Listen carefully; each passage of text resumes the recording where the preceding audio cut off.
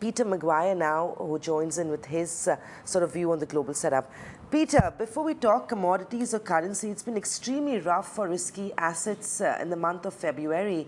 Our markets have down about 6 odd percent from the start of Feb to now. And I believe the picture is very similar for Wall Street, Europe, and no different from Asia either. Do you think after the price correction that we witnessed, we're out of the woods, or do you think a time correction is still underway and we could still face some more pain as we go into March? Well, good morning, Samina. I think you're probably right with that assumptions. I feel as though that you probably see further volatility over that March period. People are calling it. There's still a lot of uncertainty as far as China. And, of course, the markets retrace very, very quickly. But there's still a lot of outliers there that I think with emerging markets, US volatility as far as currency and so on, that will play into the market. And I feel as though that volatility hasn't completely gone away. And you will see a return. I'm not suggesting those 1,000-point down moves, but I wouldn't be surprised to see some form of correction or washout over the next, 4 to 6 weeks. Right. Peter, then how does one brace for this, right? I mean, is it advisable to take some profits off the table if you've made money, stay in cash on the sidelines, stay invested? Because, I mean, a 10% correction in a bull run is really considered healthy. Well, it depends on the instrument you trade. If you're trading physical stocks, there's a lot of hedging mechanisms that people can use, and from options to futures to over-the-counter products. And that's not unusual for individual stockholders or, of course, index players. So, that's the mechanism that they use, and that's, just a normal part of trading. Stop losses are very important, and sometimes traders need to also, when it gets in times of extreme volatility, it's not unusual for them to, remove positions and sit on the sidelines and then wait for better opportunities to present themselves. So you need to, like anything, if you're trading a leveraged position, you need to really watch your screen or have, your stop losses locked in, and but then you can have slippage and so on. So it's not something for the faint-hearted. You've just got to be very conscious as far as how trading plays and play accordingly. Peter, good morning. This is Piyush here. Now, if I look at the dollar index here, now actually that told me that basically dollar actually is not showing that sort of material strength, actually what you would have wanted, primarily because the yields are right there near 3%. There was a mild sort of cool off in yields, but still it was not material. But in terms of dollar, again, yesterday we saw there was a sort of a pullback in the dollar here. And when I look at the commodities here, those actually are telling me that as Chinese have come back after holiday season, there is a renewed buying which is happening in commodities here. So what do you make out of the entire trend here, dollar, currencies, and also the way commodities are playing up? How is it looking to you? Well, Piyush, look, put your mind back to 3 months and where that US dollar has retraced itself, and it's as high as 93, 94 on the dollar index. It's now sub 90.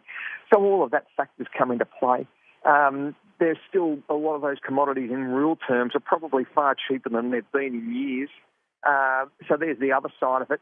Consumption isn't going away either, with roads and infrastructure projects all across the world and cranes.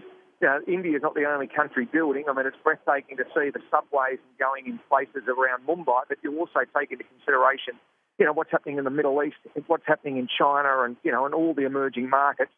There's growth and consumption of commodities and raw materials are growing, not shrinking. So I think that you probably, the demand picture is still very, very strong out there.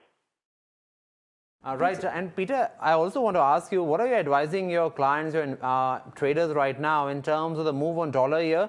Because primarily back home in India, we actually are watching dollar very closely because rupee has been also under pressure. This morning, again, Asian currencies are bouncing back. But what is actually advice going on from your side on euro dollar or broadly the direction of dollar here?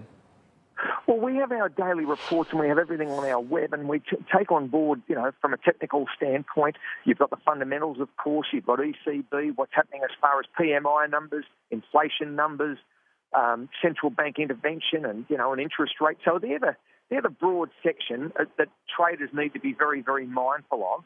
And then you've got, your moving averages and so on that they use to give themselves, in a sense of where the market's trending. And, you take on board also the other side, of course, the US dollar and how far it's weakened over the last couple of months. And you put all that together, traders need to be very mindful and considerate that the markets can be violent and move very, very quickly, and that's where stop losses and you need to watch the market closely. And, the Asian time zone, we see big moves. We see naturally when Europe opens, then again when New York opens. So it's a 24-hour-a-day arena, and traders have got to be very conscious of that. Piyush, I was, of course, talking to Peter about what's happening on the dollar and the dollar index. But and, of course, you spoke about commodities too, Peter. But just more precisely, what are you expecting from crude in the month of March? Is it going to be a month where you may see further bullish bets being laid out on crude? And also base metals, is it time to take some profits off the table on commodity stocks in relation to the kind of trade you're expecting on base metals in March? Well, I think first off, the crude market, it's probably got the potential to ratchet up a little bit further from here. There's a lot of, from a demand picture, but more importantly, the OPEC overhang seems to be washing through the market. There's also that further US dollar weakness. If we do see it touch that 87, 88 sort of range on the US dollar index, I think you'll see, crude naturally ratchet up a few more percent. And all of those factors are the first part as far as crude. As far as base metals, keep a close eye as far as copper, the aluminiums, the leads, the nickels, the zincs, all of those markets. I feel as though there's probably more upside for the copper market, and that's a wonderful barometer that we've always said to get a truer picture as far as base metals, and rolling that eye across to iron ore as well. So, the consumption coming out of China, emerging markets, all of the technology-focused countries as well that are making from those raw materials, making devices, technology, and so on. It's a very strong demand picture, Samina. And I think that'll continue for a number of years yet.